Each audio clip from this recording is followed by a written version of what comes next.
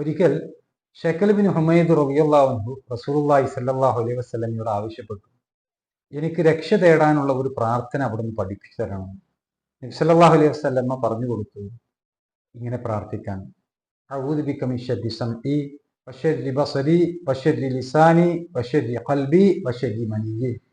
ഞാൻ അല്ലാഹു സുബ്ഹാനഹു വ തആലയോട് രക്ഷ തേടുകയാണ് എൻ്റെ കേൾവിയുടെ കെടുതിയെ തൊട്ട്, എൻ്റെ കാഴ്ചയുടെ കെടുതിയെ തൊട്ട്, എൻ്റെ നാവിൻ്റെ കെടുതിയെ തൊട്ട്, എൻ്റെ ഹൃദയത്തിൻ്റെയും അതുപോലെ തന്നെ എൻ്റെ ഇന്ദ്രിയങ്ങളുടെ കെടുതിയെ തൊട്ട് ഞാൻ രക്ഷ തേടുന്നുണ്ട്. സഹോദരങ്ങളെ, നമ്മളുടെ ശരീരത്തിലേക്ക് അല്ലെങ്കിൽ നമ്മുടെ മനസ്സുകളിലേക്ക് പൈശാചികമായിട്ടുള്ള തിന്മകൾ കയറി വരാനുള്ള 5 വഴികളെ കുറിച്ചാണ്, അതിനെ തൊട്ട് അല്ലാഹു സുബ്ഹാനഹു വ തആലയോട് രക്ഷ തേടാനുള്ള ഒരു വലിയ തേട്ടമായി കൊണ്ടാണ് ഈ പ്രാർത്ഥന പഠിപ്പിക്കുന്നത്.